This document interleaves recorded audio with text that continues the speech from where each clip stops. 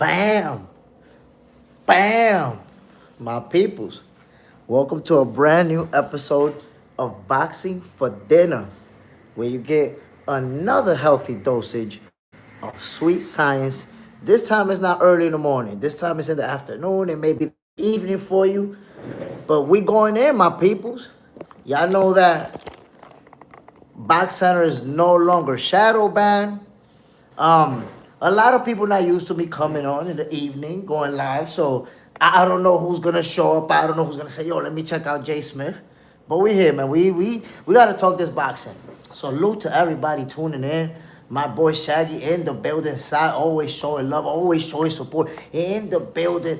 Now, this morning we had a great episode. Um, you know, we've been off the shadow ban for a couple of days, and more people been able to tune in, more people seeing the show. So I appreciate that. And let me just say, man, I start the morning saying it's a beautiful day.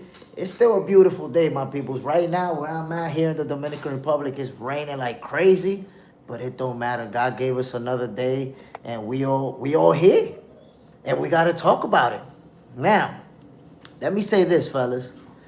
One topic of conversation that we have not been able to touch in Boxing for Breakfast throughout this week is this right here. Big baby, Jerrell Miller got his wig pushed. Whoa. Cap peeled. Toupee lifted. And this thing has been viral, y'all. I've seen Jerrell Miller in a bunch of different talk shows, in a bunch of different podcasts, and people just want to know, the whole process. He's had to tell this story so many times that I already know it myself by heart, and I know a lot of you guys have heard it. So basically, a real quick recap. What he told is that, he does have hair, but he has some little patches here and there, so he uses the little spray, the dark spray, so that the hair could look nice and dark, right? And he said that he went all out, all over his head, and left it for like 2-3 days. So when he washed it off, a bunch of his hair, patches of his hair came off, and he wasn't ready to go bald. So he was riding around in New York. Somebody told him, "Bro, I got that man. I got the connection. I got that unit, bro. What's good?" So he was like, "Yeah, let's go check him out." He went to see somebody. They got the toupee put on, looked nice and sharp. Most of us weren't even knowing it was a toupee, and he was in a fight like that. Well, mid-fight, he got caught with a shot. Boom! That straight up pushed his wig back. Now, you guys who watch me, who've been on Fight Night with Jay Smith, that's a phrase that I use. Oh, a left to the wig piece, a right to the toupee. But I didn't mean it literally. That's a figure of speech. No. In this case, Jerrell Miller literally got his wig pushed back. And that was like a viral moment. But the way that he handled it, you can't knock him for it, my peoples. I love the way Big Baby handled it, because once he realized, like, oh shit, this thing is cooked. I'm cooked. He saw himself on the Jumbotron, and obviously people are reacting to it. But what did he do? Yanked the rest of the toupee, yanked it off, flipped it into the crowd, and went back to work.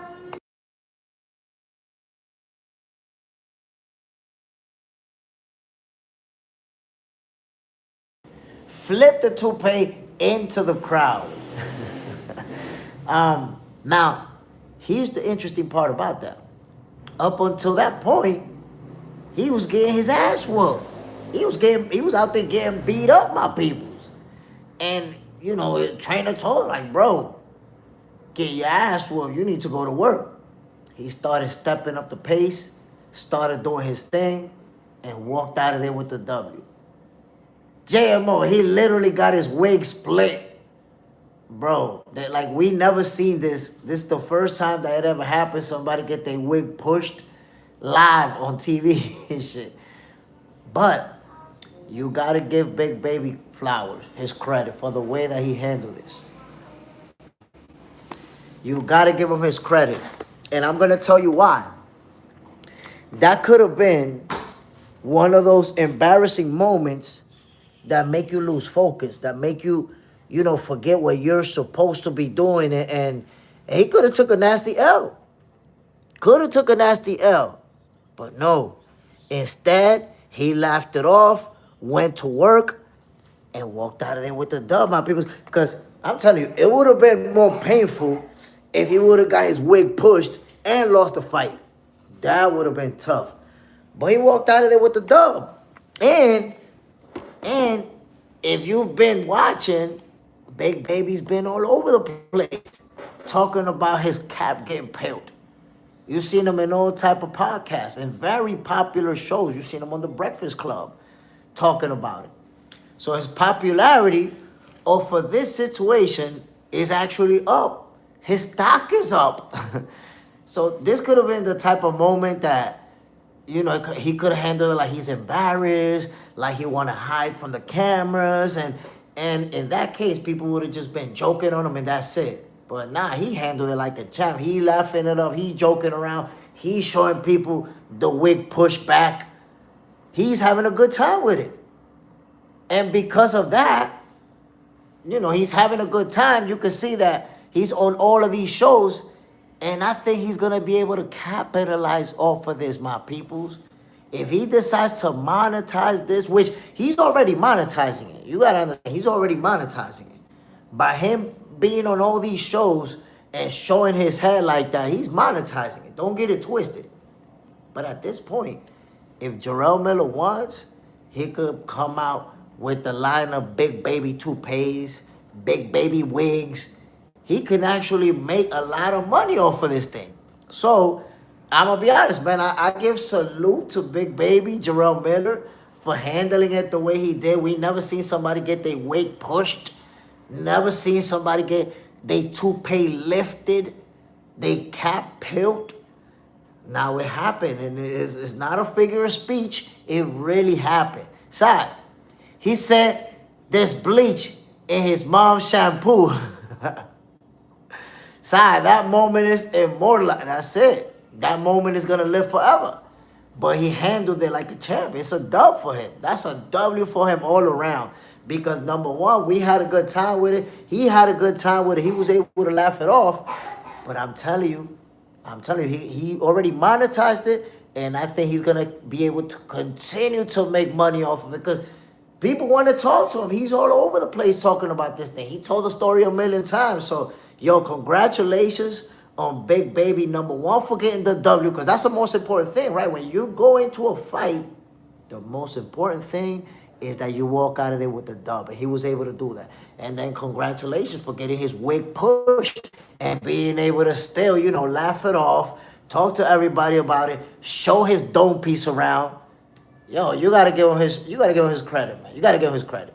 My peoples, let's segue into Floyd Money Mayweather.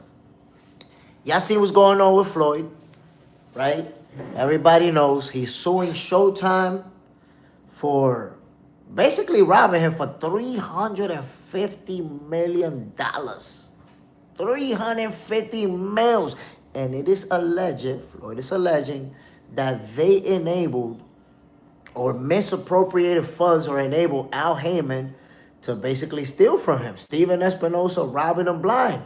It's crazy because y'all remember when Floyd said he's the master at legal bank robberies. So I guess while he thought he was doing legal bank robberies, they was robbing him, yo. Showtime was robbing Floyd Mayweather for money. But here's the new update on Floyd. He sued for the $350 million that he says they stole from him. And now he spoke to TMZ and he told them that him coming back for a professional fight is actually on the table. Now, I'm going to be honest with you, my peoples, and I said it during this morning's episode of Boxing for Breakfast. I think it's odd that Floyd Mayweather is suing for all this money, and at the same time, he's saying, yeah, I'm ready to fight professionally. Remember, right now, Floyd is 48 years old. He retired with a record of 50-0. And we know that that O is very important to the popularity of Floyd Mayweather, is very important to the name brand, undefeated, you know, TMT. Listen, there's people who never seen a Floyd Mayweather fight, and they just know that he's 50-0. Never seen him. You could ask him, name a Floyd Mayweather opponent. Nah, I don't know. But he's 50-0. He's undefeated. Everybody knows that he's undefeated. In fact, he's been blamed for the current state of boxing as far as the best not fighting the best, people protecting that O, people not wanting to fight this opponent. That's a very tough fight. You know, Floyd has actually been blamed for that because people say, hey, listen, before the Floyd Mayweather era, everybody was fighting each other. And I got to witness that. You know, I got to witness that in the 90s, in the early 90s, the late 90s, before Floyd Mayweather blew up. But we know the current state of boxing. A lot of people have not fought each other. And, you know, there are those out there who blame Floyd for it because they say, oh, he retired undefeated. Now everybody want to do the same. But why would Floyd Mayweather want to come back and fight and put that O on the line? Why would he do that? So I hit the like button, no doubt. My peoples, there's no ghost watching. I'm giving you boxing for dinner. You're not going to be having dinner and ghost watching. Double tap that screen, hit that like button, y'all. Oh, lace kick, salute, family. Bam. We on this boxing for dinner right now, fellas. I know some of you have breakfast. Now you getting this dinner. We eating good, my peoples. Nebraska greeting from the mean streets of North Omaha, Nebraska. Family. Bam, salute. Just got off the slave ship. What's good, Jay Smith? I got off too, my G. I got off too, so I'm now rocking with y'all, man. This whole situation with Floyd Mayweather, man, what y'all think? Look, I'm going to be honest. To me, this is just to me, it's kind of interesting, at least, that Floyd Mayweather is suing Showtime for $350 million. And at the same time, he's saying, me coming back and fighting professionally, that's on the table. To me, it looks kind of like, imagine, think about when you was like 16 or 15 years old, when you didn't have a job, right? When you was living off of your parents and you didn't have no money, you was broke. So now that you're broke, you start looking under the couches to see if you find some change. You start looking under the bed. You start looking in different places to see if you can find some dough, right? So to me, this lawsuit from Floyd kind of looked like that. Like money running low, so he started figuring out, wait a minute, let me see what happened. Bam, man, maybe he found something. Maybe he did. Maybe he found that Showtime robbing him. Was robbing him. He trying to get that money back now because all these years, he wasn't worried about it. Think about it. Floyd Mayweather's last professional fight was Conor McGregor in 2017. 9 years ago. So for 9 years, Floyd Mayweather was never worried about Showtime. And I'm not saying that they wasn't robbing him. I'm not saying that they didn't steal from him. Maybe they did. But all I'm saying, what made Floyd say now at this point, yo, they robbed me, I want my money back. Oh, and by the way, I may come back and fight professionally. I may do it again. So you guys know it's never really a good look when a fighter who's been retired for a very long time decides to come back. We're always going to assume, damn, but what's up? Is that money low? And I'm going to tell you guys something interesting that Oscar De La Hoya said before. Oscar De La Hoya said, this was like back in 2020. To be honest, I don't remember the exact year, but I know that it was a very long time ago. Not 2020, maybe after, maybe 2022, 23. I don't know, but it was years ago. Oscar De La Hoya said that Floyd Mayweather was going to go broke within 10 years after retirement. I want you to consider this. His last fight was 9 years ago, professional fight. Because you guys know that in those exhibitions, he makes money. But he's not going to make money like in a professional fight with Conor McGregor, where he made like $500 million or something crazy like that. He's not gonna make that type of money. So it's been 9 years since he retired professionally, and now he wants to, or he's suing Showtime, and he's talking about coming back to fight professionally. So it makes you wonder if there are some money issues going on. Because look, Floyd Mayweather, he make a lot of money, but he's still, and that's what Oscar De La Hoya said, he's living the same lifestyle that he was living when he was making hundreds of millions of dollars. He's not making hundreds of millions of dollars anymore, but he's still buying millionaire watches. He's still buying cars every year, buying Bugattis, buying Ferraris, buying new mansions. He's still got a huge entourage. He's still got a huge team that live off of him. So how long can he maintain that lifestyle if he's not making $100 million and $200 million fights? Ronaldo, boxing for dinner. Salute, family. Bam. We getting this healthy dosage of sweet science tonight too, my people. Ronaldo, my boy, may be going broke, and that's my boy. So I'm gonna say, look, and I was talking about that yesterday. I said, look, man, Floyd Mayweather, with the type of money that he got, he could sell 5 watches, and that's a few $1 million right there. He got one watch that costs like $15 million. So he could sell a few cars, and that right there is a few $1 million too. Like, he has a lot of assets. But here's something that we can't quantify. If you have, let's say, $300 million, that opens up a huge line of credit for you, right? So all them buildings that he talking about buying and all these things, you don't have to buy it cash. You could buy that stuff on credit and let it pay for itself. But what if you got $300 million and at the same time you got $500 million in debt? Now what?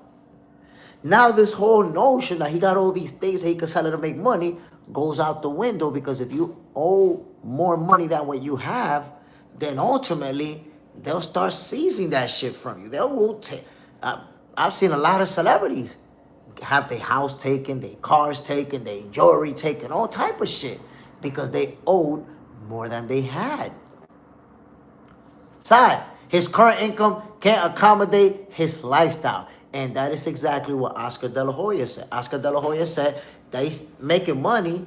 And that was years ago. That wasn't recently. I'd love to see what Oscar's going to say now. Because guess what? You see how I'm telling you that Oscar De La Hoya made that prediction that within 10 years, Floyd Mayweather will squander his fortune? Watch him bring it up. And next week, Clapback Thursday, watch him bring it up and be like, I told you. Look, it's about to be 10 years. And look where he's at right now. He's going to bring it up. So it's all about, why does Floyd Mayweather at 48 years old says that he's ready to come back and fight professionally? That kind of looks like De La Hoya may be right.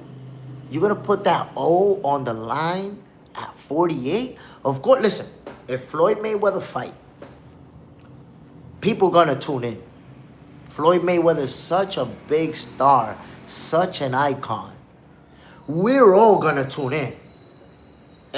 There's no getting around that, my people. Floyd Mayweather is Floyd. He's Floyd. But putting that O on the line at 48 years old, who's he going to fight?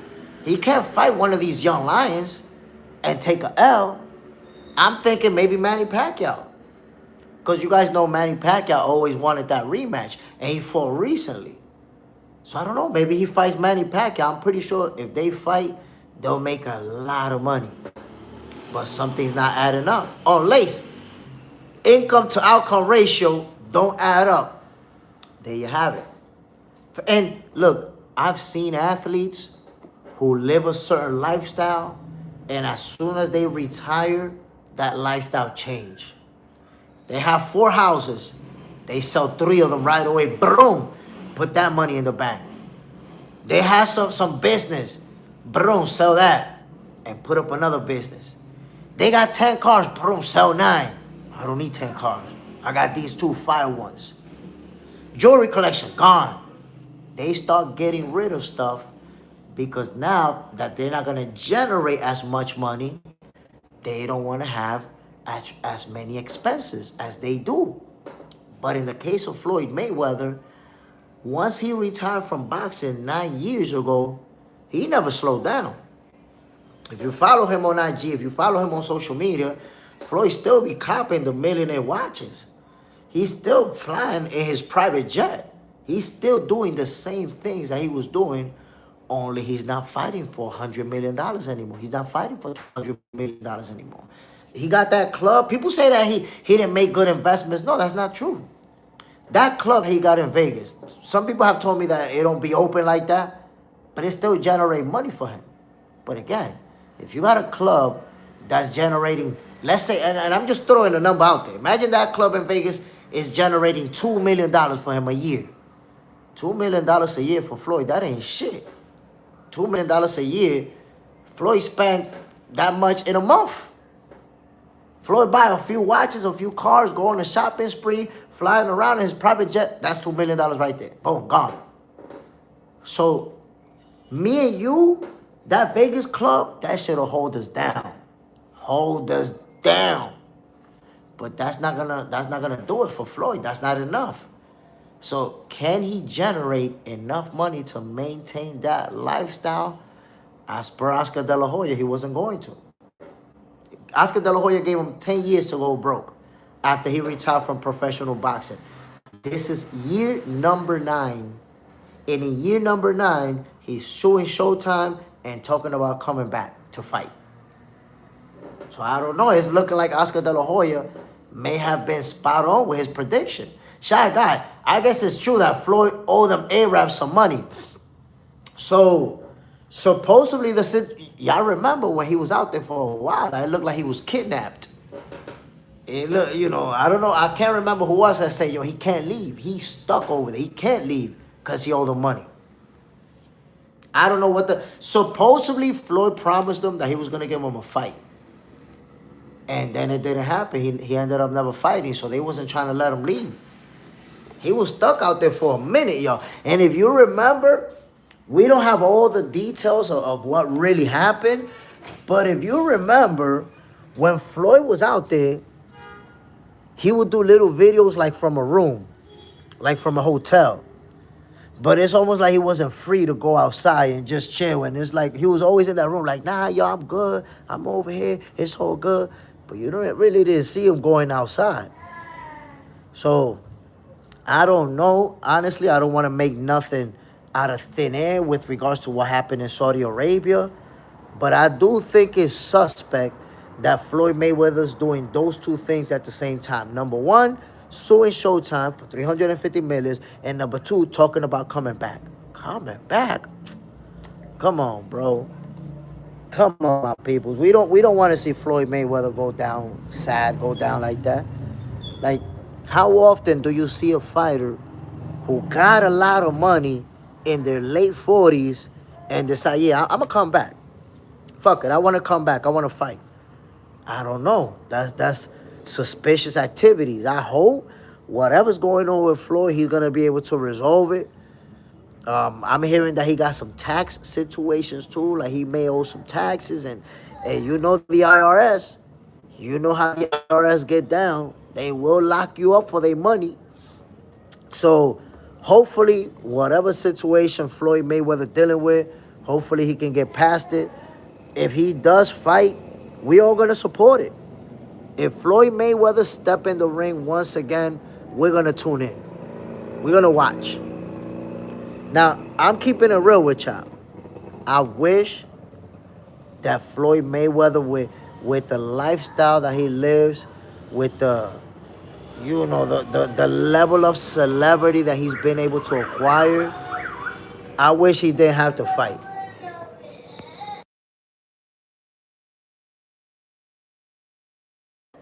My peoples, I'm going to take a 30-second break to grab some hydration. I'll be right back with y'all. 30 seconds, my peoples. Boxing for dinner. We talking boxing.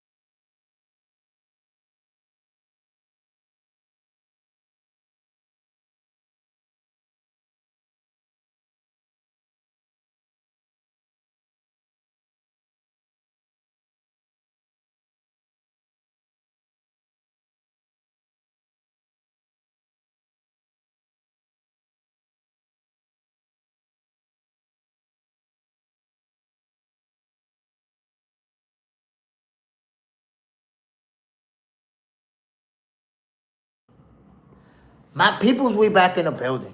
We back in action. Welcome to a brand new episode of Boxing for Dinner, where you get this healthy dosage of sweet science in the afternoon or in the evening, depending on what time it is where you at. So, we talking about Floyd Mayweather and the possibility of him unretiring at 48 years old and fighting a professional fight. We don't know who. We don't know if he already has someone that he's going to fight. But according to him, what he said to TMZ is that a professional fight is on the table. With that, we're going to segue into this dude right here, bro.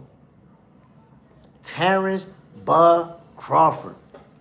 Now, in the case of Floyd Mayweather, he's talking about unretiring, coming back and fighting again.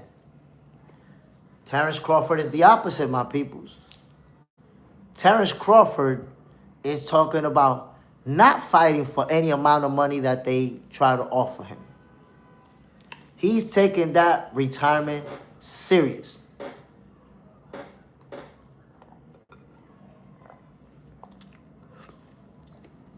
He's trying to... That retirement is different for Terence Crawford. He was asked, you guys probably saw it in the show, what's the price tag? And he said, no price tag. And dude told him, what if they offer you $100 million? And he was like, nah, because then I will be selling my soul. And homeboy actually told him, what, for $100 million? I'll sell my soul. And he was like, yeah, that's you, though. That say a lot about you, not me. And your homie face looked like he felt stupid as hell. He felt stupid. It's almost like he expected Crawford to say, yeah, you're right, me too, man. I sell my soul. And Crawford looked at that man dead in the eye. Was like, nah, but that's you. That say a lot about you, not me.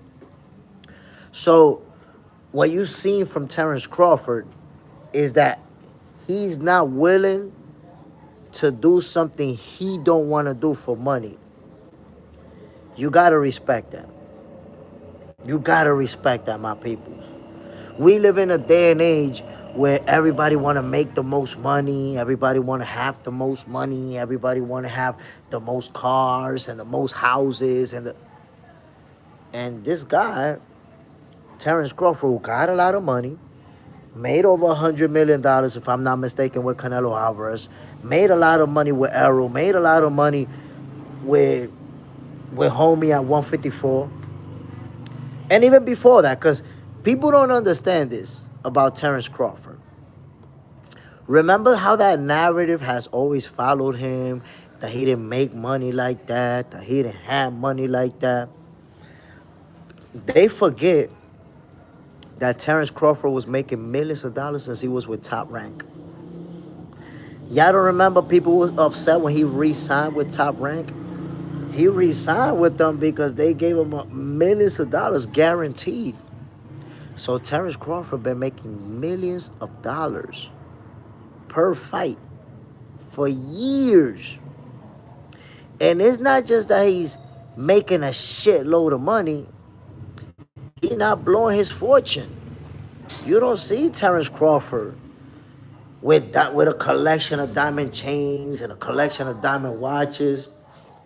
Terence Crawford don't own a Ferrari.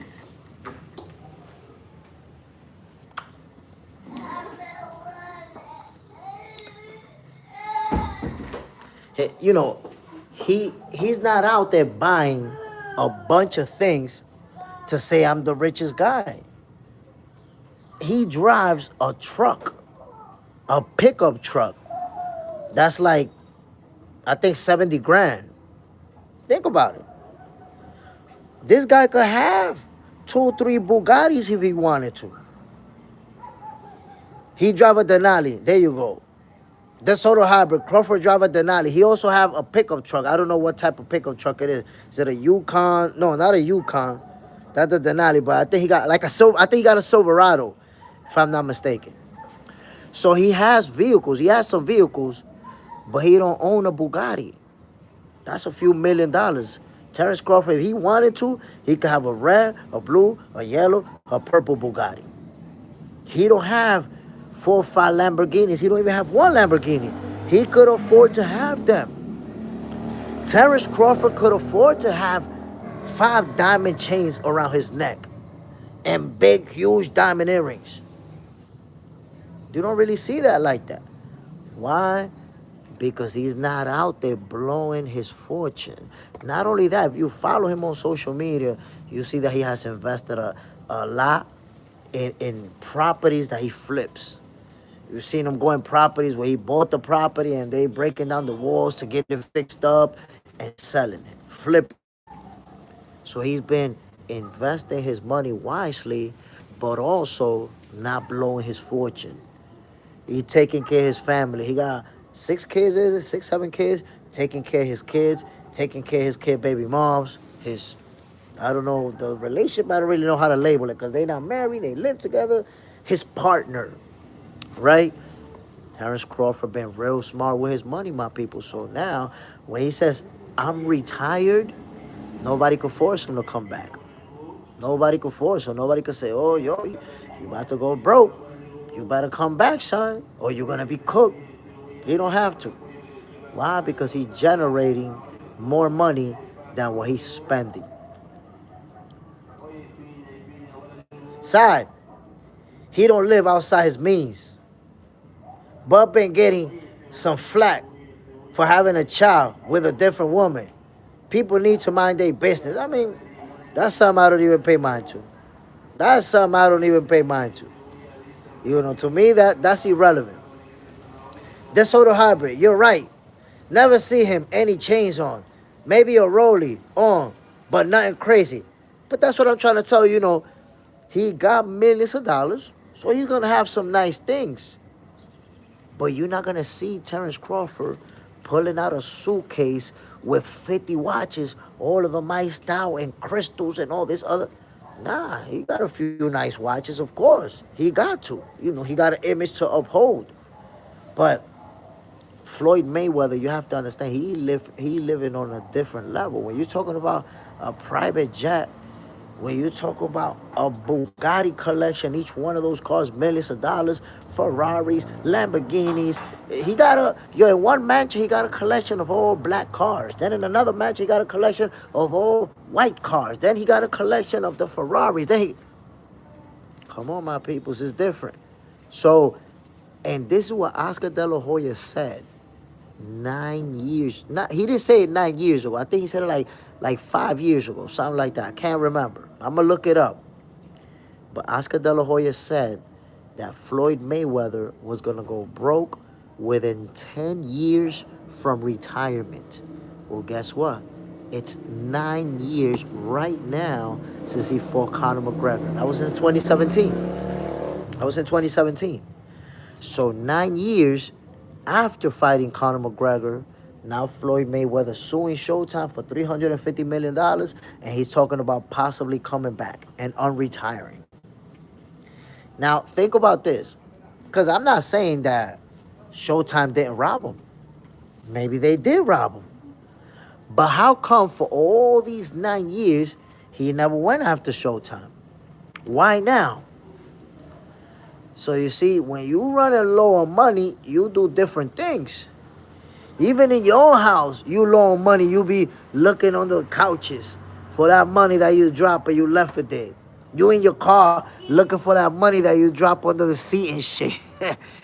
When you low on money, you start looking for money that you may have lost.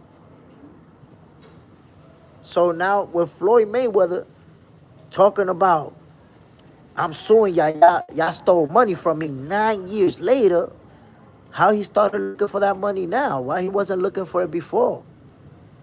You gotta wonder. But Terence Crawford is showing us a masterclass of how really it's supposed to go down when you're already seeing a lot of money. DeSoto Hybrid, you think he's gonna get paid from the lawsuit? I mean, I don't know. If they robbed him, he's gonna get that money back. If they robbed him, that Showtime's gonna have to pay him. That's for sure. Because if they did steal that money from him, they're going to be able to look for records and look for information, payment information, and find it. And say, look, this money, he never got it. Supposedly, his team subpoenaed Showtime for records, and Showtime told them that those records went down in a flood and got destroyed in a flood or some shit like that. Which that make it sound like they did rob him, by the way. But the craziest thing about all this, who was involved in robbing him, as he's alleging, none other than Al Heyman. His guy. That's his guy, right? Supposedly, Showtime misappropriated money. Steven Espinosa, the people that was supposed to be Floyd Peoples, it's supposedly them that was robbing them. Now, you remember when Floyd Mayweather said he's the master at legal bank robberies, it may turn out that they was robbing his ass while he thought he was robbing somebody. He the one that was getting robbed. Crazy. Crazy, nasty work, my people. Side, Al Heyman been robbing fighters. And they wonder why Bud didn't want to sign to PBC. Crawford was slick. When they was like, yo, you got to sign with us to fight Errol, he signed a one-fight deal. Okay. One fight with Errol, that's it. Beat the shit out of him. I'm not rocking with y'all anymore. We done over here. No more doing business with y'all. The Soto Hybrid. It's crazy. I've never seen Al in any videos ever. Bro, literally a ghost. I mean, I guess if you're planning on disappearing with everybody money, you don't want to be on video. Now, Al Heyman has been on videos, but not on too many. Like, if you look enough, you'll find them, you know, real quick, in a quick snippet. But not too much. Al Heyman don't, you know, he don't like to be in front of the camera. And that's okay, you know. Everybody don't want to be in front of the camera. Everybody don't want to be seen. So that doesn't really mean that he done anything wrong. But it makes you wonder, damn. That Al Heyman, the guy that was Floyd Mayweather's guy, that he robbed Floyd? That would be crazy, y'all. If Al Heyman robbed Floyd, if it turns out, like, if this thing goes to court, because you know how it go when a situation like this go to court, eventually court documents start getting released, and we start finding out what actually happened. If Al Heyman actually robbed Floyd Mayweather, the whole PBC is going down. The whole PBC is cooked. And I'm going to tell you something.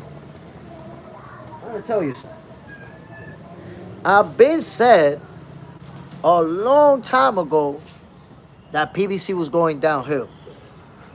Before any of this came out, obviously, like, yo, the PBC is going downhill. And what people said, that I was a hater, I'll be hating on Floyd, I'll be hating on Al. I'm hating on everybody, apparently.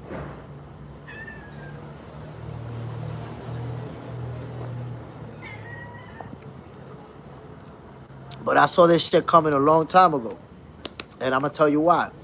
The Soto Hybrid. Yeah, him and Al supposed to be close. But it's all shady business behind the scenes. Funny thing is, you're vertical. I don't know. I try to fix this joint.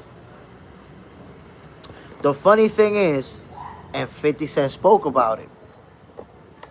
Man. 50 Cent spoke about it. That he tried to ask Floyd to show him the contract. Big Bello, salute family, bam. 50 Cent said that he felt like they was jerking Floyd. And he said, yo, show me the contract. And Floyd wasn't having it. Floyd didn't want to show it to him because he like, nah, I'm fucking with Al. Al Heyman got me. And he know about this more than you. Well, it look like Al Heyman is the one that was jerking him. Along with Steven Espinosa. Jerking him. To the tune of $350 million. Now, I gotta say this. If y'all remember, Don King robbed Mike Tyson for a lot of money too. I don't know if it was 100 million or 200. I don't know how much. And Mike Tyson wasn't able to get that money back. Mike Tyson wasn't able to get it back, my people. So is Floyd? Earlier I say, if he can prove that Showtime got him, Showtime is gonna have to pay up. But is he gonna be able to prove it? Let's see. Because $350 million, that shit put him back in the game if he dealing with financial issues. Big Bello, Floyd, the highest paid boxer in the history of boxing. Jerk me if that's jerking. Bro, if they got you for 350 mils, man, that's a nice chunk of money. I mean, think about it. Floyd was talking about he's the best at legal bank robberies. So you think you was legally robbing banks and they was robbing you at the same time? That's diabolical. It turns out that it wasn't you robbing nobody. He was robbing you. Like, you thought you was robbing. Like, imagine you think you robbing somebody and it's really you getting robbed by the dude that's helping you do the robbery. That shit is like Floyd and Al Heyman went in the bank together, and Al Heyman took all the bags of money and gave Floyd a couple of bags. And Floyd like, yeah, we got him. But he don't know that Al took the rest of the money. Those are the allegations. We're going to find out. We're going to find out how this whole situation plays out. Let's segue, my peoples, into Shakur Stevenson. This sort of hybrid, if Floyd came back, who would be a quick bag for him and at what weight? I think it's Manny Pacquiao. I think the best answer to that question is Manny Pacquiao. And the reason I say that is because Floyd don't want to risk that. Oh, you have to understand, Floyd Mayweather's name, his brand is made off of that O. It's not a lot of people who could tell you. I know Floyd Mayweather beat like 20-something world champions.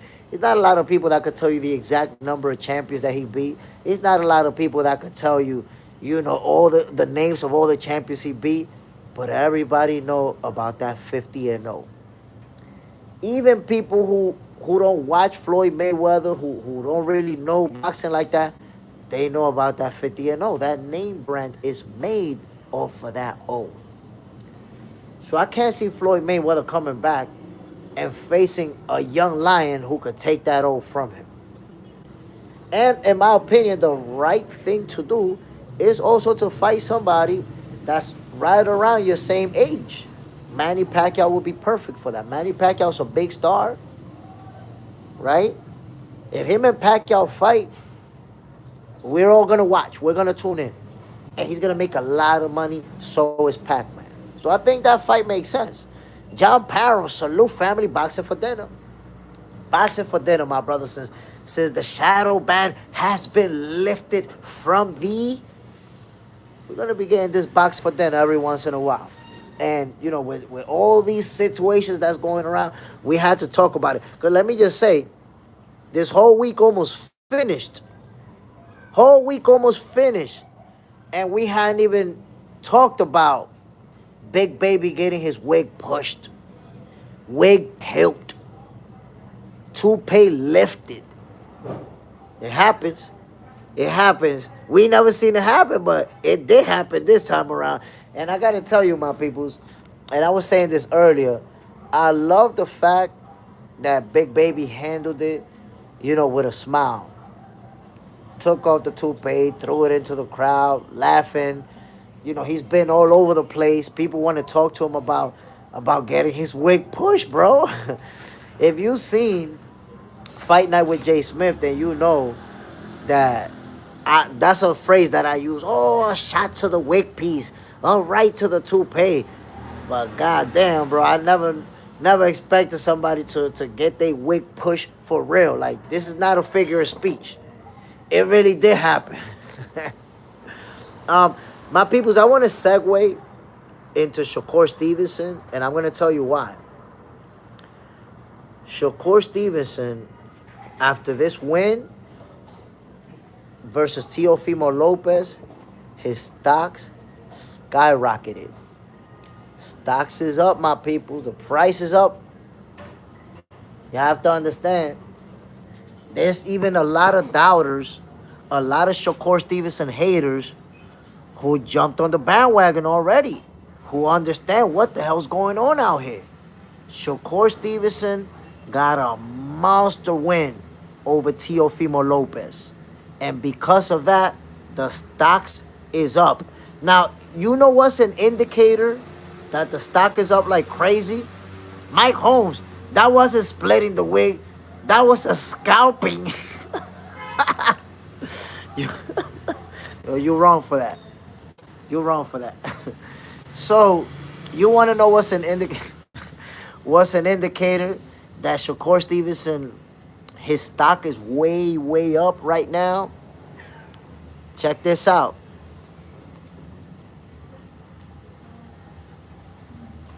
Anthony Towns, the most important player on the New York Knicks franchise, gets a cut in his eye, and what he says, I look like I was in a fight with Shakur Stevenson. You know what that means? That means Shakur is starting to break into pop culture. If this was a year ago, Anthony Towns would have said, yo, man, I look like I was fighting Tank Davis. Or I look like I was fighting Canelo. But now he said, I look like I was fighting Shakur Stevenson. Now you're starting to see athletes from other sports calling him out by name. You may not understand the significance of that, but it's showing you what this win did for Shakur's popularity. When you have the most important player on one of the most important teams in sports. The New York Knicks is one of the most important teams, not just in basketball, in sports, period. So when this guy says that, that comment that he made reaches millions of people who are not even boxing fans. People who've never watched a boxing match heard their favorite basketball player mention Shakur Stevenson. And you know what that meant? A lot of people, when they heard that, they went on Google. Shakur Stevenson, who the hell is that? Who he talking about? So overnight, a shitload of fans who never heard of Shakur, now they know who he is. So I do stuff. He becoming a household name. You're right. That's exactly what's happening. He's already breaking into pop culture. The Soto Hybrid, Kyle was at the fight. He seen the beatdown firsthand. I like Keyshawn's performance too. Whoa. Keyshawn Davis did his thing. He said he was going to be the first guy to stop Jermaine Ortiz. Did exactly that. Big Bello. They advertised a fight during halftime at MSG. I'm trying to tell you. Shakur Stevenson, with that win, his stocks skyrocketing. Pew! The price is up. And just remember, Shakur and Teofimo, they both made $10 million a pop. $10 million a pop. We hear about fighters who made 100 and 200 and all of that. But if you do a survey, if you look around, it's not a lot of fighters that make it 10 mils. Once you get to 10 million, you reached a new level. A new level of popularity, a new level of fame, a new level of everything. Most fighters, they don't make $2 million for a fight. Most fighters. $2 million, they never seen it. Most fighters never gonna make more than $2 million for a whole fight. You gotta reach a certain level of stardom to make $10 million. And guess what? After beating the shit out of Teofimo Lopez the way that he did, the price is up. The price is up. You have to pay more money. You have to remember, and you guys, those of you who've been, Zay, Shakur made 10 mils. Yes, both of them. Teofimo, they went 50-50. Teofimo got 10 mils. Shakur got 10 mils. But the price is going to be up for Shakur Stevenson, my peoples. You're only going to see him make more and more money. And now, people who didn't want to fight him before, they're going to be more willing to. Because now they know, damn, if I get in there with Shakur, I might get my ass whooped, but I'm getting a career payday. That changed a lot of people's minds. Let me give you an example. All these years, remember when Devin Haney was at 135? When he was at 135 and he left the division, he didn't fight Shakur. And people were like, nah, Shakur should have took the offer. He should have took the offer. Cool story. You just didn't want to accept that Devin duck. Cool story. Now you see Bill Haney posting. Did you guys see what Bill Haney posted? That's Bill Haney's post right there. Who wants to see it to believe it? Sweet Science top dogs. Now, people who didn't want to fight Shakur Stevenson before, they're going to be more open to making that fight. And I got to be real, right? Devin Haney's stocks is also way up. Y'all saw what he did to Brian Norman Jr. And when he moved to the welterweight division, a lot of people felt like Devin couldn't win that fight. A lot of people thought he was going to get knocked out because of what happened with Ryan Garcia. And now, after that dominant performance versus Brian Norman Jr. dropping him, now everybody's want to fight Devin Haney too. That's what happened, my people. When your stock is up like that and your level of star power is on the rise, people want to fight you because they know they're going to get on the big stage. They know they're going to get that payday. They're going to get that big money to fight you. So the people that didn't want to fight Devin, now they're going to want to fight him. The people who didn't want to fight Shakur, now they're going to want to fight him. We're going to see a lot of big fights. These fights are going to get made, my peoples. So I'd love to see Devin Haney and Shakur Stevenson fight this year. Honestly, I don't know if that's going to happen because Shakur's not at the welterweight division. And I think even though Devin Haney says he want to fight Keyshawn Davis and Shakur Stevenson after, I think that if Ryan Garcia is able to beat Mario Barrios, he jump in that line ASAP. Because you guys know Devin Haney won his get back. Badly. Real bad. He want to fight Ryan Garcia. So if Ryan beats Mario Barrios and now becomes a WBC champion, what you think Devin is going to do? With the opportunity to fight Ryan Garcia in a unification fight, what you think he's going to do? He's going to want to take that fight because he want to handle business. I'll do stuff. Devin needs to get that Ryan Garcia rematch. You see what I'm talking about? And he wanted badly. He want to fight Ryan Garcia. Marie, Dev already making 12 mils. Even after he lost to Ryan, Dev got a great team behind him.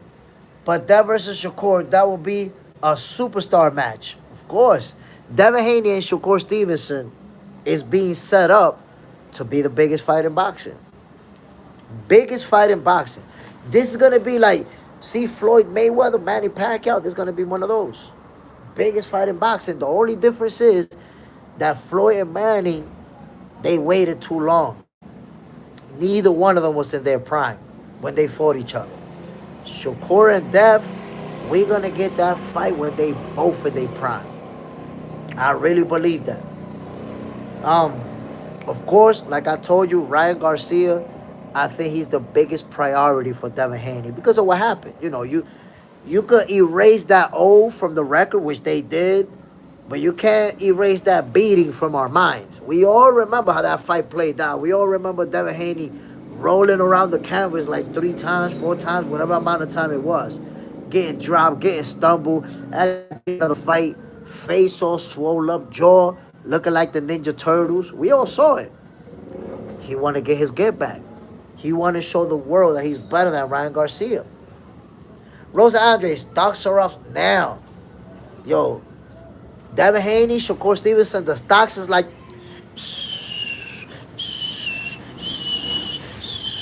skyrocketing. Skyrocketing. Big Bello, Tank and Dev, the only 50-50 fight for Shakur. Those are good fights, man. Those are real good fights. You know, Tank Davis dealing with the legal situation. I hope that he can get past it as soon as possible. And I said it before. Look, man, Tank didn't murder nobody. He didn't blow up a building. He didn't get caught with 100 kilos of coke. A domestic situation, and that's serious. I'm not trying to downplay it. It's serious, you know, to deal with domestic situation. But all I'm saying is that he could end up, you know, going, if he does go to jail, he's not going to do a lot of time. And he's only 30 years old. So if Tank Davis does a year, 8 months, 9 months, he still get out by 31 years old and still with his physical prime. That's why I remind y'all, when Mike Tyson went to jail for a couple of years, for a few years, he still came out and was the biggest star in boxing. He still came out and was a superstar. So if Tank Davis has to go down for a little bit, when he come out, he's still going to be a superstar. He's still going to be, you know, one of the biggest stars of boxing. So don't count Tank Davis out just yet. I know that some people say, oh, nah, Tank Davis is done. He ain't done, my peoples. Trust me on that. Zay, I never heard Haney talking about he wants a rematch with Ryan Garcia. Damn, bro, you've been hiding somewhere or something. How you never heard that? Like, Devin Haney has literally said, I want to get mine in blood. I want to fight him. In fact, look it up. After Ryan Garcia lost, he was mad disappointed. He was like, damn, man, you know, I didn't even want him to lose because I wanted to fight him. Because remember, when they fought in Times Square and Ryan Garcia lost, they were supposed to fight next. They were going to do the rematch after. But Ryan Garcia got beat by Rollies. But you haven't been watching, bro. Where you been? Devin Haney has repeatedly said that he needs his get back, that he needs that fight. If Ryan, look, I'm gonna put it to you like this. This is how confident I am that Devin's gonna chase that rematch. If Ryan Garcia beats Mario Barrios and become the welterweight WBC champion, I guarantee you he's next. Nobody else. He will be next. If he wins that fight, Devin Haney is going to put him in front of the line right away. And why I tell you this? Because if he wins that title, now the rematch is a unification fight. And the last thing Devin wants is for Ryan to lose to somebody else. Because that's what happened. Devin Haney and Ryan Garcia were supposed to fight each other, but Ryan lost to Rollies. He was the favorite. He was supposed to win. A lot of people, including myself, predicted that he was going to beat Rollies. He lost.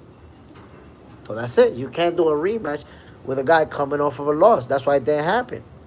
Well, we're going to get that. Rosa Andre, Devin versus Ryan 2, it's a showout. Works. But the same thing, same bang. Ryan will knock out again. So, well, it went the distance. It wasn't a knockout. I don't know, man. I don't know. Because I got to say this right now. Devin Haney in the welterweight division, he a different animal. He a different beast. You know, we already know about his technical abilities. We already know about the footwork. We already know about his combination punching, the way that he can control the distance. We know all that. Take everything that Devin has and add power to it. And that's Debo right there. Devin, Debo, Haney. He got all the tools in the bag that he had before, but now add power to that. This is the best version of Devin Haney we ever seen. Like, he's at his weight class. He's at where he feels the best. So I don't know. I'm not ready to say, yeah, Ryan Garcia's going to cook him. I'm not ready to say that, my peoples. Devin Haney looked good, man. At welterweight, he looked like a different animal. Big Bello. Well, you have been watching Devin interview, especially during the build-up to Ryan versus Rollies and Dev versus Ramirez. I'm telling you. And even after that, after Ryan Garcia lost, somebody asked him, yo, he already lost. Do you still want to do the rematch? And he was like, yeah. Yeah, I want to do the rematch. Yeah, I want to fight him. Like, even after Ryan Garcia lost, he still want to fight him. Rosa Andre. Ryan is Devin's kryptonite. Side. I agree. Along as Shakur ain't at 135. Rosa Andre. It's all about styles make fights. So, look. There is, and I floated that possibility out before. There's a possibility that Ryan Garcia may actually have Devin Haney's number. But we don't know that yet. We don't know that yet. Devin Haney might come out for this second fight and beat the shit out of him. We got to see it. Because we ain't never seen Devin Haney in the welterweight division until he stepped up versus Brian Norman Jr. And we know how that played out. This is definitely not what we expected. Gave Brian Norman Jr. the beating of a lifetime. Beat him up, my people. So you have to wonder, how does this fight play out? How, is Devin Haney gonna be a different fighter versus Ryan Garcia because of what happened in the past? Or is he just going out there and beating him up and dominating him? We gotta see it, my people. That's all I'm saying.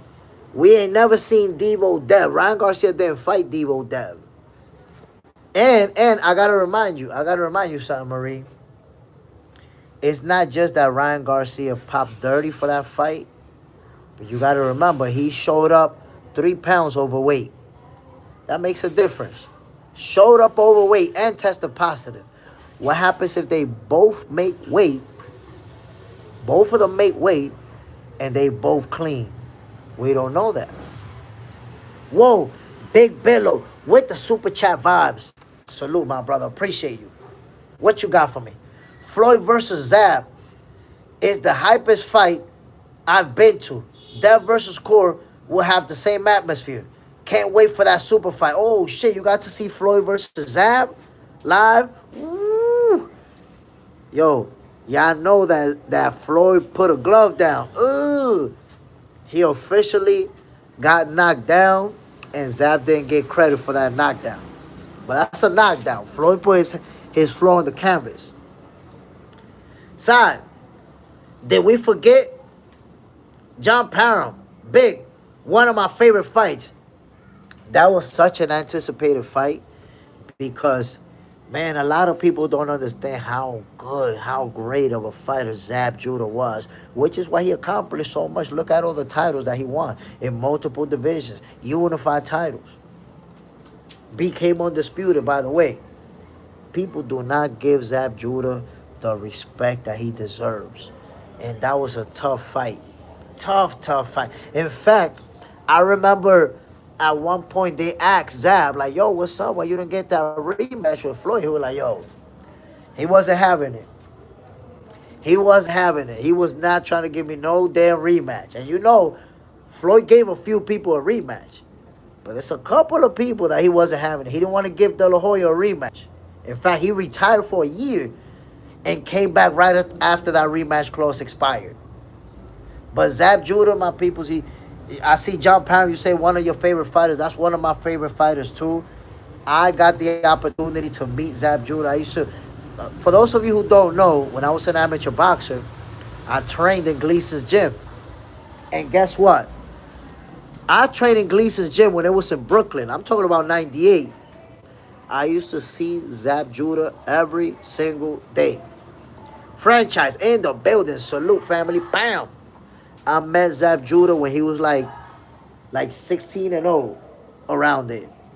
And I used to see him every day in the gym. And I used to say what's up to him. He used to say what's up to me. Yo, I still remember. I'm never going to forget it, yo. One time I was sparring with this kid. And he's a 2-time Golden Glove champion. Like, the kid is nice. And I was getting ready for the Golden Glove. And, yo, Zab Judah was actually next to the ring giving me instructions. And I couldn't believe that shit. Zab Judah was in training camp to get his first title fight. For those of you who don't know, I can't remember right now, but Zab Judah's first title fight was on HBO. He signed a contract with HBO. He in training camp. to fight for his first title fight. And I'm sparring, and he over there giving me instruction, putting on his wraps and shit. He was gonna spar that day, and he was giving me instruction. I was like, oh shit, yo, Zab Judah telling me what to do. That's crazy. I was starstruck. I couldn't believe that shit. And watch this, so you can see the type of a stand-up dude that Zab Judah is, right? I left Gleason's gym in in in 1999. 1999 was the last year that I was training in Gleason's gym. Boom, I left. 99. Yo, how I hit Zab Judah up in 2023. We talking about 24 years later. I hit him up on IG. Yo, Zab, I used to train in Gleason's gym, bro. I used to train with Maximo. You know, back in 98, 99. I don't know if you remember me, bro. And he went in my profile real quick, and he was like, hell yeah, I remember you, Jay. And followed me right away.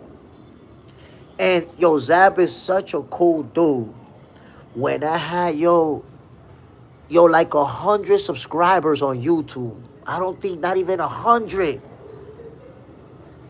Like 50 followers on IG. I hit him up, yo, Zab, you think you could give me an interview, man? I want to talk boxing with you. And he was like, no doubt, bro, no doubt. Tell me what time. I was like, yo, you tell me. Let's do it at this time. He was like, yeah. So the first interview that I ever did of a fighter was Zab Judah. He could have easily been like, come on, man, you don't got a big platform. I'm rocking with people that's big time. I'm going to rock with you. Nope. He gave me an interview, bro. And then he gave me an interview when Devin Haney was going to fight. Who he was going to fight, man? I can't remember right now. Oh, when he was going to fight Ryan Garcia. When he was going to fight Ryan Garcia, Zab Judah gave me an interview. Like, he's giving me multiple interviews. Hit me up privately to give me some advice. For no reason. Like, I wasn't even expecting it. And he hit me up privately. You know, I'm not going to tell y'all what he told me, but he hit me up and told me, yo, you should try this, you should try that, because you know your shit, Jay, but do this, and that. And I appreciate you, big dog. So, yo, I got another level of respect for Zab Judah. Y'all don't even realize, man. Zab Judah, he not just a great fighter. He a great dude. He a great guy. My peoples, let me segue into this because I really want to hear what you guys got to say. I really want to hear what you guys have to say. MS, it's crazy how fighters train at certain gyms inspire youth to train there. Boxing is contagious like that. But let me tell you something. Here's the interesting part. When I went to train in Gleason's gym, I had no idea because he hadn't blown up yet. In fact, in the gym for like 6 months when he got his first contract with Showtime, with HBO. First contract that he ever got was with HBO. I don't remember, it was like a 4 or 5 fight contract, 5 deal, something like that. And when I started going to Gleason's gym, my boy that took me there was like, yo, Jay, you see that guy right there? He gonna be a world champion. Definitely gonna be a world champion. I was like, word? So I started watching him, and that was Zab Judah. And I took a cousin of mine to the gym one time because I was going to spar, and he wanted to see me sparring. And Zab was in the gym, and I told him, yo, Nate, he going to be a world champion. Take a picture with him. And he was like, yeah, word. He went and got with Zab. I was like, yo, Zab, my cousin want to take a picture with you. Pa, snap a pic. Like 2 years after I snapped that pic, he was a world champion. Just like I told my cousin. Just like everybody knew, yo, in Gleason's gym, because when I got there, he was like 15, 16 and 0. Everybody knew this dude was going to be a world champion. And you know what I seen with Zab Judah that I never seen that before, bro? I never been in that atmosphere. I remember one time, bro, I'm hitting the bag, pa, pa, pa. You know when you're in a gym, there's a lot of noise. Different people hitting the bags, different people jumping ropes, people talking in the background. Like, there's a lot of noise in a gym. Like, if it's a live gym, there's a lot of noise going on. I'm hitting the bag, pop, pop, pop. And for a moment, everything go quiet. I'm hitting the bag, pop. Nah, I never took a picture with Zab. Because I wasn't into that shit. Let me take a picture with you. I've never been into that shit.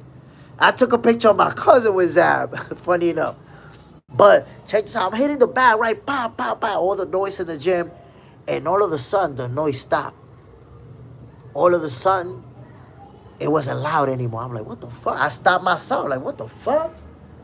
And then I realized Zab was sparring. And he was sparring with Agapito Sanchez. In case you don't know Agapito Sanchez, he a Dominican fighter, rest in peace, who fought Manny Pacquiao to a draw when Manny Pacquiao was a monster, when nobody was touching him. This guy took Pac-Man to a draw. And Agapito Sanchez used to train in Gleason's gym. And he was sparring with Zab Judah that day. Yo, I shit you not, my peoples. A bunch of people in the gym stopped training to watch that sparring, yo. I saw people who was jumping rope or doing whatever they doing stop and go to the ring. In Gleason's gym, there was 3 rings. And Zab Judah always sparring the same one. When you walk up, that's the first ring, and then there's 2 in the back. Zab used to always spar in the first one. Yo, almost everybody in the gym, my people, I'm not exaggerating, stopped doing what they was doing to watch Zab Judah. And when I'm hitting the back, poof, poof, poof, I just heard that shit. Oh shit, what the fuck? Why everybody stopped? And before I knew it, was almost a crowd around the ring where he was at. So I walk over there, oh shit, Agapito Sanchez. Now I met him real, and I know him real good because he Dominican. My trainer was Dominican, so they was always talking. And Agapito was always cool with me. But I've never seen him sparring yet. I don't know how good he is. I'm thinking, and he's shorter than Zab. I'm thinking, oh my God, Zab is going to kill him. My peoples, they was putting that work on each other. Both of them. Landing big shit. You know when people sparring and they going hard like it's a real fight? That's how they was sparring. They was trying to knock each other head off, my peoples. And it was so competitive that people stopped doing what they was doing to watch that sparring session. Imagine, I'm talking about like 1998. Zab Judah not a world champion yet. Hasn't been, hasn't signed a big contract. A lot of people didn't even know Zab at that time. He wasn't on TV like that. Shaggy, boxing for dessert. Bam, yo, for dinner, baby. Rosa Andre, J. Smith, show the people some of your boxing videos. He was no joke. Now, listen, I don't even got to show them boxing videos. They could see the hands and see what's going on. Look. Look. Y'all can see the hands, my people. Check it out. Hold on, let me take that background off. They can see the hands. Look at the little 1, 2, 3. Check out the little 1, 2, 3. I think I still got a little sign.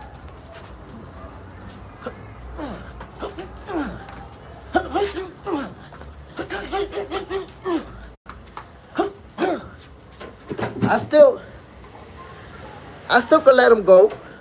I let him fly if I need to. but we not into violence. We peaceful folks, right?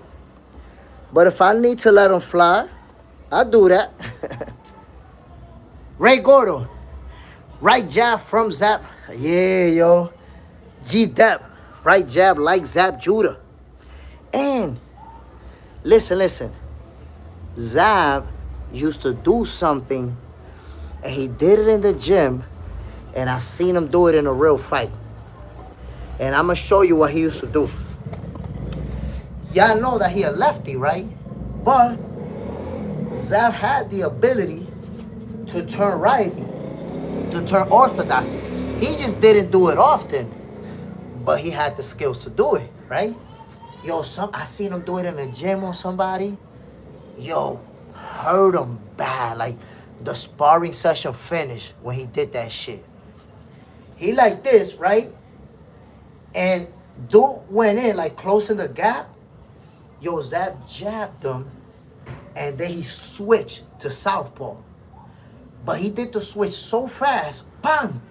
And right as he landed, like, his feet kind of shuffled. It's not like he put 1 foot front and 1 foot back. He didn't do that. he did it at the same time, bang, like this. But at the same time he landed, he already landed set up for the left hand, for the lead left hand. So he literally did this, yo. Look. Boom! Imagine making that switch. Bang! So instead of jabbing with the left hand, he switched. Boom! And caught him with the lead left. Bro, my man's nose was leaking. Whole the face swole up, dropped. They had to stop the sparring session right there. Like, when you watch Zab Judah sparring, it's like he always did stuff that you just didn't see other fighters doing it. You only saw Zab Judah doing that type of shit. Yo, Zab was a special fighter, man. Those of us, even if you witnessed his fights on TV, like, you don't got to see it in person. You witnessed Zab Judah fight, you know he was a special fighter. MS, solid hands. Appreciate it, fam. Rosa Andre, for sure. Jay, got hands. I told you. I got a little something. Side, do you see Jerrell McLeland sparring James Toney? That was some pay-per-view work. Yo, is that when you get, and that's what I got to see in Gleason's, when you get elite level guys sparring each other, they're not going to go right away. They're going to, you know, take some time, maybe the first round, just filling each other out. But eventually, they're going to let the hands fly. They're gonna let them go. Rosa Andre, we call that slap twist, bro. Zab Judah did that shit, man, and it was crazy to see it in person. Ray Gordo, it's a shame that he stayed too long, though. The letter M, J. Smith. Who the F? Zab Judah. Up. You heard? Yo, I'm telling you, bro, Zab Judah was such a special fighter, such a fun fighter to watch.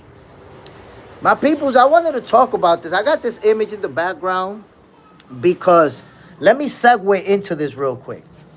I got this image in the background because Deontay Wilder says that Tyson Fury cheated him in 2 of those fights, and he has the evidence. Deontay Wilder says that he has the proof that Tyson Fury cheated. What do you guys think about that? What say you? Do you guys believe that Tyson Fury cheated? Do you guys believe that Deontay Wilder has the evidence to prove that he cheated? William P. I give Jay Smith some serious work. And this underrated Will. Ooh, underrated Will in the building. Salute, family. Bam. Set it up. Come to the Dominican Republic. Beat your ass. Nah, I'm playing, man. I'm too old for that. I'm 47 years old, bro. I only use these in case of emergency. The letter M. I got faith. It's Sugar J hands. Whoa. William P. says, I believe he cheated. Okay, so if you believe he cheated, do you believe that Deontay Wilder has evidence that Tyson Fury cheated? Do you believe he got evidence? I'm going to give y'all my take. Rosa Andre, show the proof. I need it. I think we all need it. And I'm going to tell you, I'm going to be honest with you. I don't believe that he got no proof. To me, he's full of shit. You know why? Because if he would have had proof, that shit would have been out. He would have been trying to use that proof to overturn the decision. And he never did. So Wilder keeps saying, I got proof, I got proof, I got proof. But the fights happened years ago.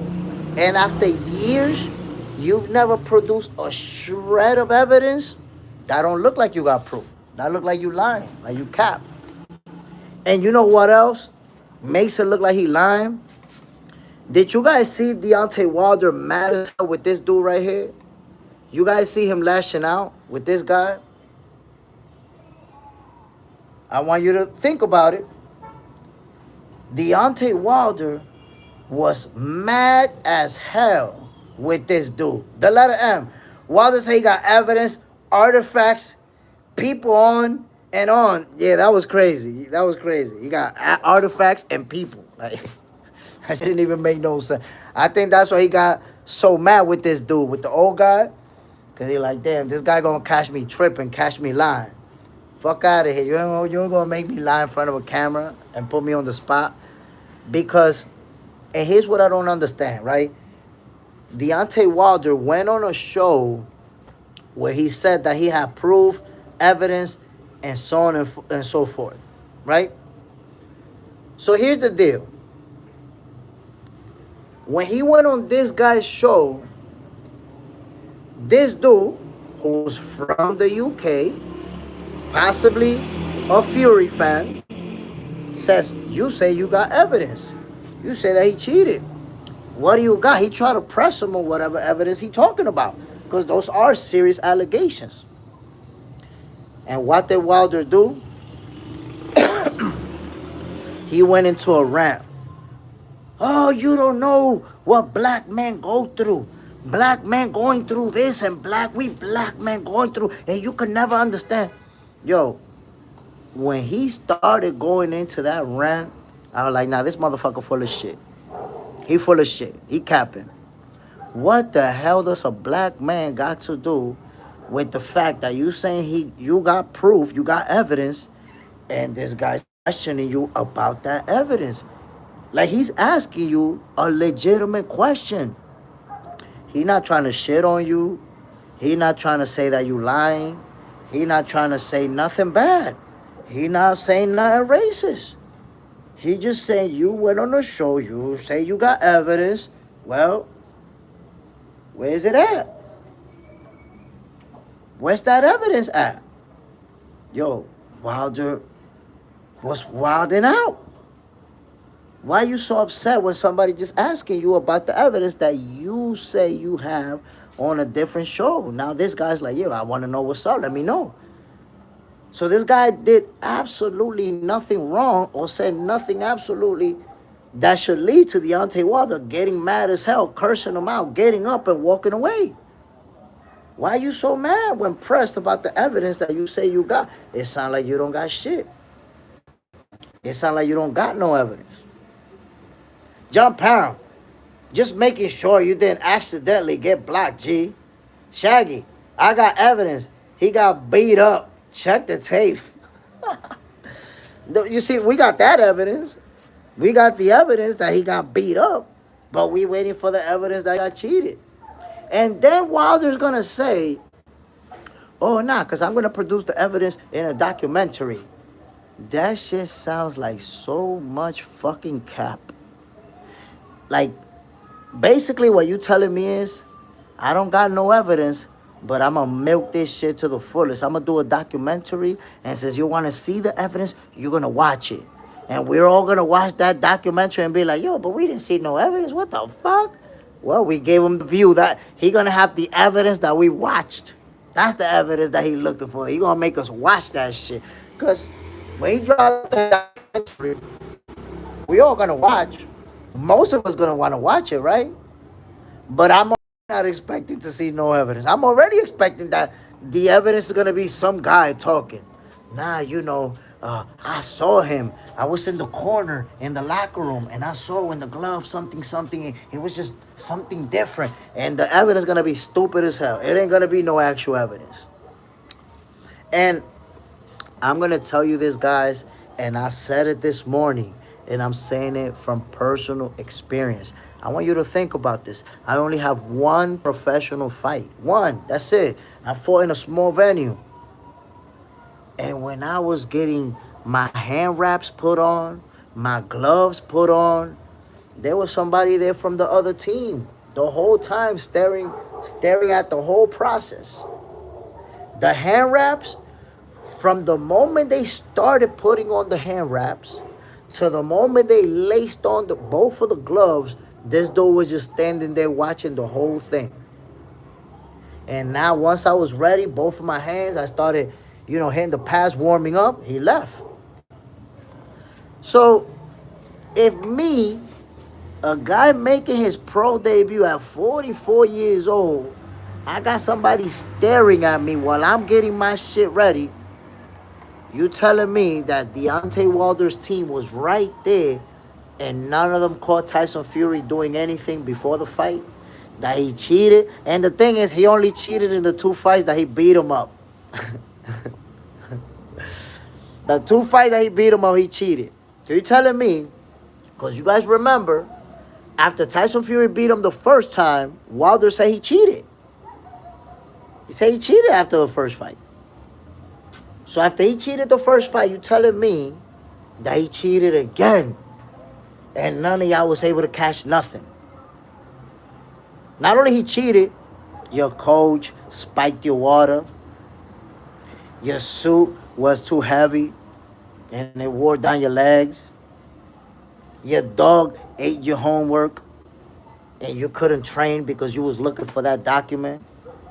Like, I don't know how many excuses Deontay Wilder had about that L.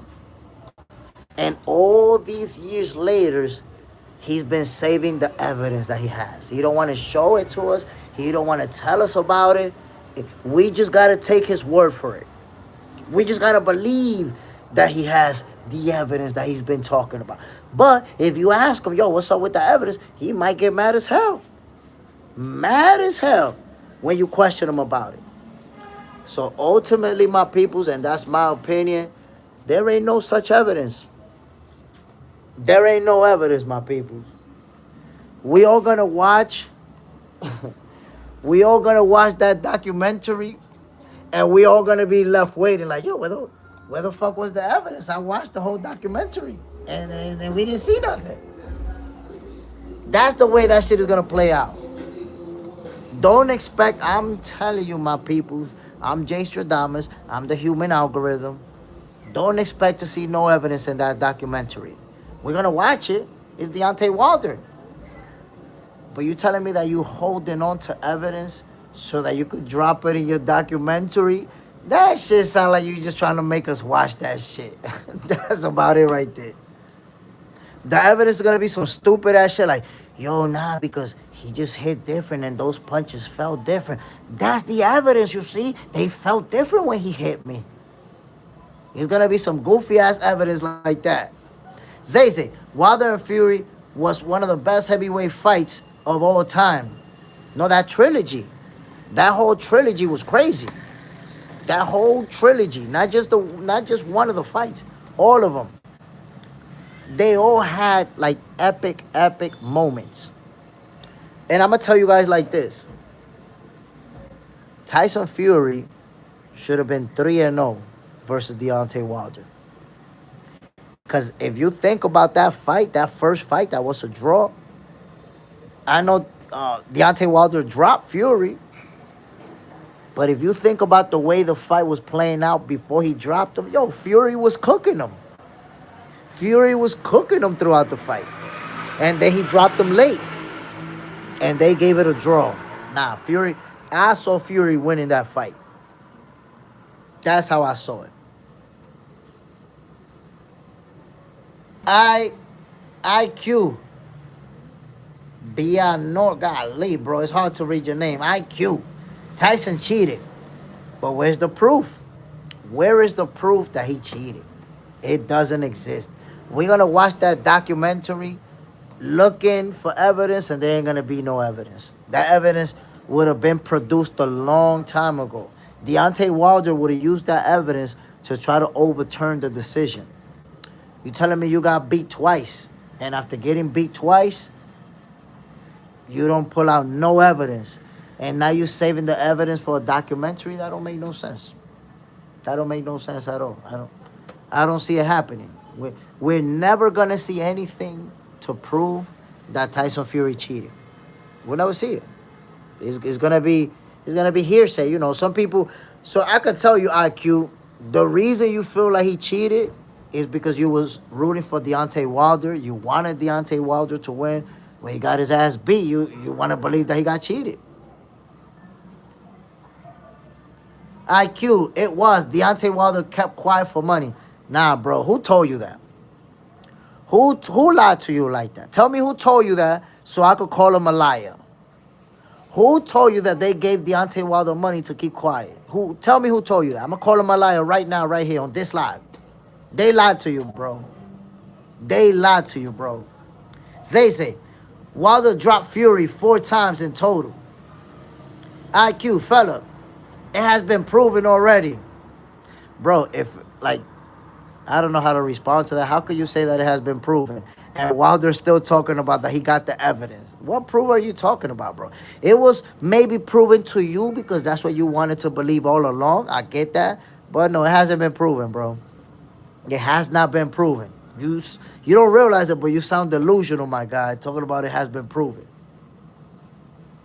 IQ, fella, as you literally have not seen the evidence. There is no evidence. I mean, if you think that the evidence is that the glove is flopping like that, that's not evidence. That's not, if that's your evidence, that's not evidence, bro. That's not evidence. Now, if you tell me that the glove was tampered, you're telling me that the glove was tampered with, if you're telling me that they put some shit on the wrap to make it harder, if you're telling me that they really did spike his water, like he said that the coach spiked his water, there's a lot of things that could have been cheating.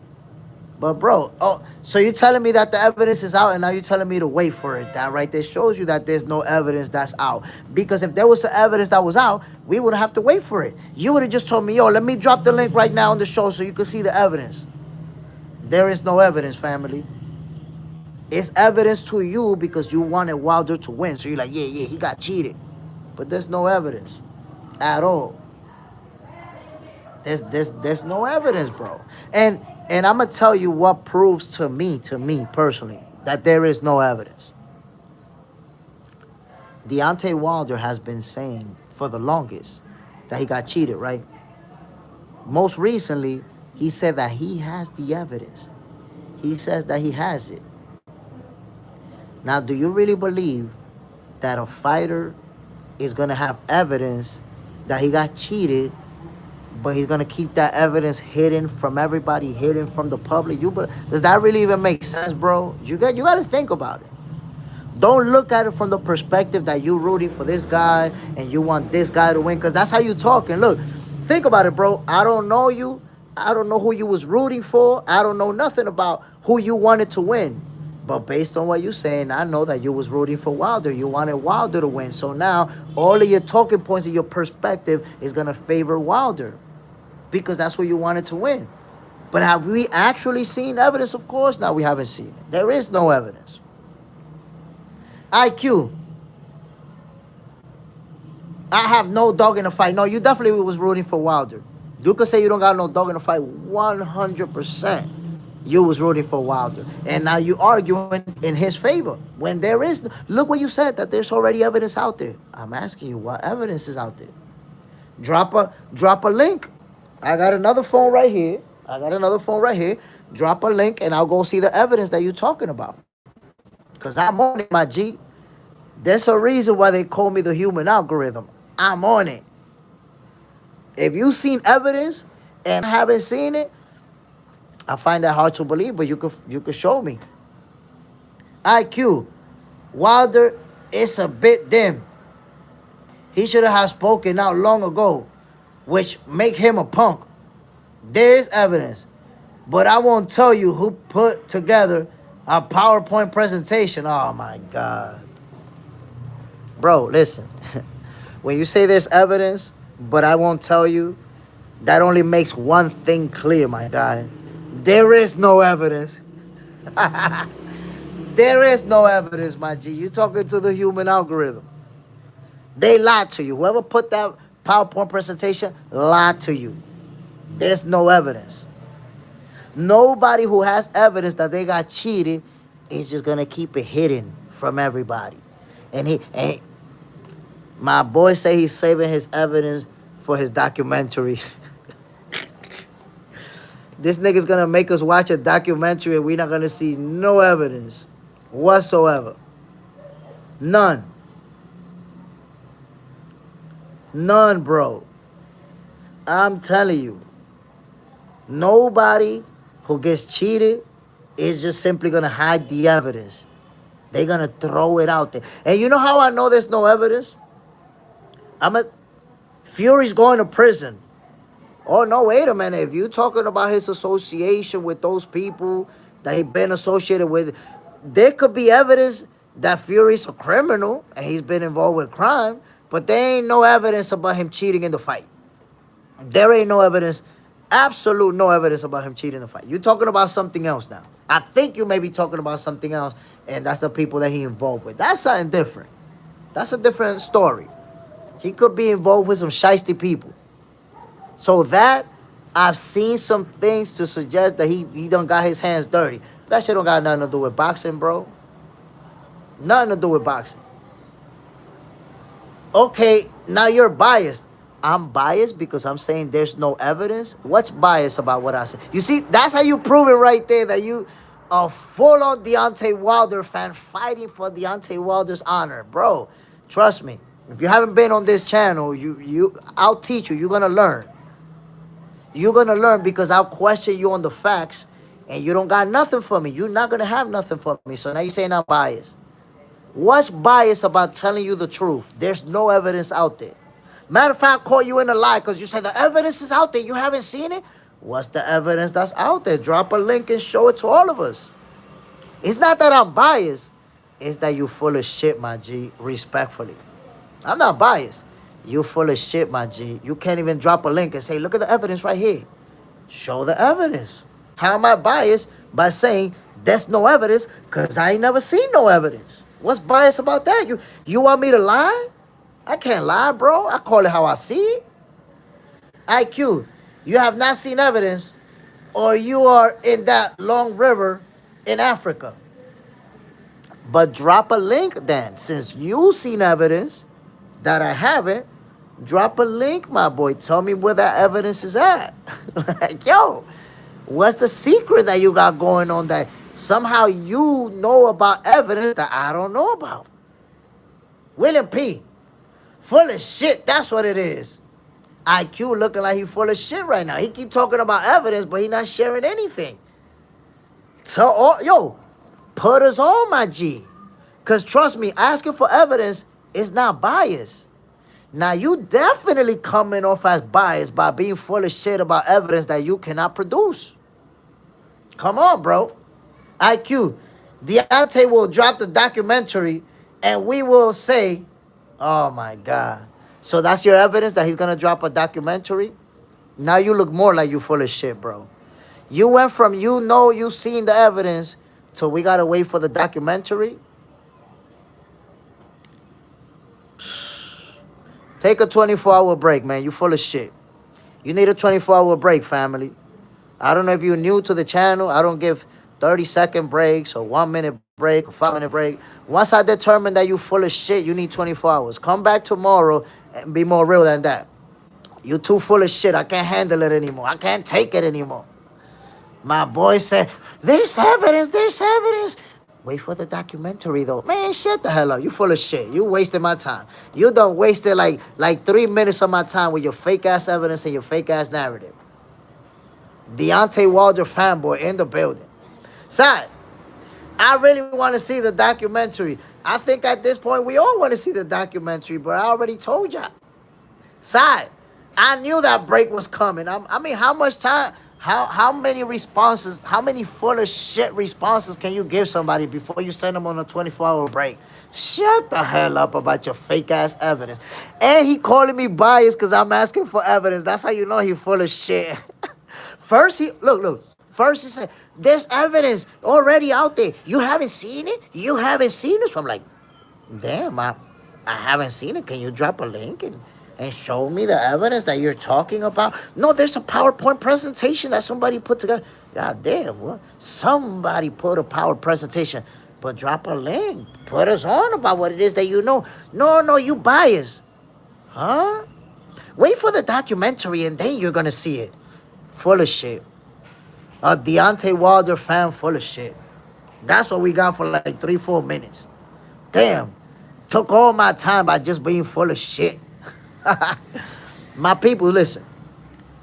Deontay Wilder versus Tyson Fury played out the way that it did because Tyson Fury is the better fighter.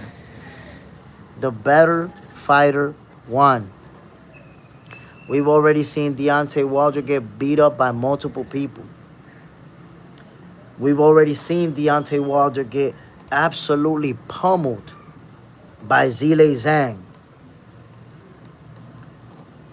And Tyson Fury, we've already seen him lose, but who he lost to?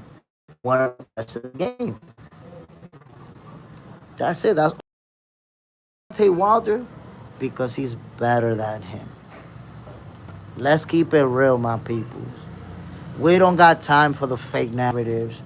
We don't got time for the Deontay Wilder super fans spreading the fake news. Tyson Fury beat him because he's better than him. Now, if you show me evidence that suggests otherwise, then I'ma rock with it. You guys know I don't cap. You guys know I'm not down with the conspiracies. I'm not making shit up out of thin air. This goofball over here making shit up out of thin air about evidence that he's seen. Zay, Wilder went into a break room after his first loss, into a breakdown after his first loss. He just couldn't handle it. He couldn't take the L, and he's still dealing with it. He's still going through it mentally. Like, damn, this guy beat the shit out of me twice. Second time he beat me, he stopped me. He just never recovered. Don't even be talking about that shit, bro. But I understand, because that documentary, we all want to see it, my people. He's gonna make a shitload of money with that documentary. Wilder's gonna make a shitload of money. That documentary is gonna go viral. And after we watch it, we're gonna be like, God damn, bro, we didn't see no motherfucking evidence. Wilder talking about he got the materials and the people. What people? He just gonna have people telling a story and shit. They ready to be blowing smoke up our ass. Talking about, yeah, I was in the locker room and I saw something funny, but I didn't say nothing back then. But I saw something funny. Man, shut the hell up. Watch the evidence be hearsay. Be people just talking shit. And no actual evidence. So it's gonna be, you see that dude who went on that 24-hour break? He's gonna be like, yo, the evidence is that what he told us is true. Zay. No, JMO. Tyson Fury comes from a cheating background. I mean, you could say he comes from a cheating background. But again, what is the evidence that he cheated on that fight? What is it? You could say whatever you want about somebody's background. Let me tell you something. I cheated on all the women that I've been with. Cheated on all of them. I've been married for 10 years, my brother. I never cheated on my wife. So are you telling me that because I cheated on all those women, automatically I cheated on my wife? That's what that means? And I could tell you, never cheated on my wife, ever. Super proud of that. So because I cheated on all the other women, that's it? I'm cheating on my wife? You can't use that, bro. You can't use that at all. JMO, I saw the glove. But again, what did you see in the glove that it looked like it was flopping, right? Now, explain to me how a flopping glove is going to help you. It's going to help you win a fight. Only if you never boxed, you think that's going to help you. But if the glove is flopping, when you put your fist, how are you going to be able to hit hard if you got all that glove in front of you, in front of your fist? So the only thing that you could really prove is that he was slapping with it. He could have been opening his hand, and that makes the glove flop around. You saw the glove on TV. But I want you to think about this, JMO. You saw the glove on TV. Deontay Wilder, his team, they saw the gloves as they were. We back in the building, my peoples. This internet playing games, but we back in the building. JMO, you're going to see the evidence, trust me. Yo, you're going to be disappointed waiting for that evidence, bro. You see, you don't want to believe in Jay Stradamus? You don't have to. But I'm an analyst, my G. And the thing about analysts is that we analyze all the data. And everything that I analyze already tell me there is no evidence. That evidence would have came out a long time ago. We would have already seen it. If there was real evidence, Wilder would have used that shit to overturn the decision, to take that loss away from his record. But he's never produced evidence in years. You just want to believe there's evidence, family. I'm telling you, JMO, you want to believe that there's evidence. So that's why you're saying that. There ain't no evidence. That shit would have been out. And what tells me there ain't no evidence is everything that has happened since. While they're talking about, yeah, I'm gonna show you the evidence in my documentary. Bro's gonna make us watch the documentary. You don't understand, he's selling his documentary. You talking about years after the fight, you're talking about this evidence. You wanna believe it, bro. You wanna believe it badly, and it's not gonna happen.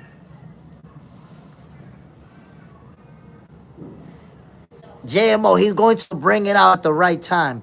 You don't think the right time to bring it up was when he lost so that he could overturn the decision? Like, it doesn't even make logical sense, bro, for you to believe that he got cheated twice. He got evidence that he got cheated, but he just hiding the evidence to bring it out at the right time. Bro, the right time passed years ago. Years ago was the right time. You're going to bring up the evidence years after those losses? When you can't change anything? Come on, bro. Trust me, you want to believe it so bad that you're making an argument for some shit you don't know nothing about. Think about it. I'm arguing based on what I've seen. You're arguing based on what you want to believe. That's not a good way to argue, bro. That's not a good way to debate on what you hoping for and what you want to see. Those are the things that you want to see. Trust me, it's going to come out at the right time. Huh? When the fuck did you... When do you figure it's the right time? Years after the fight? When we're not changing no decision, we're not changing anything? Bro, trust me. As much as it might feel like what you're saying makes sense, it don't make no sense. You just sound like somebody who really wanted Deontay Wilder to win this fight, and when he didn't win this fight, you want to believe him. You want to believe that he got cheated. But you haven't seen no proof that he got cheated. You just want to believe it. And you want to believe that there's evidence that will come out. I'm telling you, ain't no evidence coming out. The only evidence that's going to come out is that we all going to watch that documentary and make Wilder a shitload of money. Wilder already got us hooked into wanting to watch that shit. And we ain't going to see nothing. John Parham, he would expose it immediately, of course, bro. You think a fighter is going to get cheated, and after getting cheated, he got evidence, and he's going to stay quiet for years and save the evidence for his documentary? Come on, bro. JMO, it's evidence he won the first fight. Bro, he got his ass whooped in the first fight. He got his ass whooped in the first fight. He got gifted a draw. That knockdown was not enough to make it a draw. It was not. He lost that fight. They didn't want to give him an L. That shit was not a draw, bro. He was getting... If you watch, bro, one of these days we're going to have to watch that fight together so you understand what happened. He literally was getting beat up, outboxed throughout the fight. Then he had that moment, boom, dropped him. That's 110-8 round, bro. And the funny thing about it, if you remember, even when Tyson Fury got up from that knockdown, he was beating him up too. Beating him up right after getting up from the canvas. Bro, you may not remember the fight or something. You may not remember the fight. Tyson Fury... All three fights, Tyson Fury outboxed him, bro. There was never a time in those fights where you saw Wilder like, oh, shit, he was landing some big shots. But, bro, what fight did you watch? That first fight, the whole first half, it was Tyson Fury outboxing him, moving, looking sharp, looking good. And then after in the second half, Wilder started landing some big shots. But I'm going to put it to you like this. I'm gonna show you the story of the fight. Go look at the punch stat. Go look at the punch stat and see who threw and who landed more punches. I don't have to go see it to tell you it was Tyson Fury per round. per round, Tyson Fury was landing more punches than Deontay Wilder. What was you watching, bro? I'm showing you your bias. You want to Wilder. You believe, look, you believe that there's evidence, and now you're saying that he won the first fight. And that there's evidence that he won the first fight. You see, you're a Wilder fan. You wanted him to win. I'm sorry, bro. I got to call it how I see it. Deontay Wilder could have been 3-0 if they didn't give him that. That was a gifted draw that he got in that first fight. He was getting his ass whoop. And he got the knockdown. And I guess with a 10-8 round, that was enough for them to give him a draw. JMO, I remember him getting knocked down and laying down for 15 seconds. Zay, Tyson fight like Muhammad Ali. He got a similar style. He got a similar movement. The letter M. Wilder was swinging wide a lot, and he was getting tagged out there. He was getting beat up out there. So, JMO, you see, if you want to cling on to the knockdown, that's a different conversation. That's a different conversation. You know, I actually had a judge from boxing on this show, and we spoke about that. And what you may not understand, and you don't want to understand because it's not going to fit your narrative, is that it's called a 10 count, not a 10-second count. They're not using a timer. They're not using a watch. It's a person counting. The count was legit. I know that's the only thing that you got to say that he won. He got his ass whooping that fight, bro. Look at the punch stats, and right there you're gonna see it. I know you want to have a good argument about a knockdown that they gave him too much time. They beat the shit out of Wilder, bro. That's just the reality. That's just the reality. That's the way that fight played out. My people's mic check. Let me know if you guys could hear me, because my internet acting up. It's raining cats and dogs out here. Let me know if you guys could hear me. Mic check, mic check. JMO, what do you think about Chisora versus Wilder? Ooh, that's a good fight. That's a good fight. It's gonna be a competitive fight. Wilder is supposed to win it, in my opinion. In my opinion, Wilder is supposed to win it because of the experience that he has, but I don't know, bro. I don't know. Oh, my people. I think I think Chisora's gonna win. Damn, look, if Chisora wins, I think Wilder's gonna retire after that. Maybe they both retire. Because Wilder has taken some bad losses, man. And I think that's part of the reason why he's frustrated with the Tyson Fury thing. Like, I think already his brain is affected, man. He's been pummeled a few times, knocked out. And when you get knocked out at the heavyweight division, it's different type of punches that's knocking you out.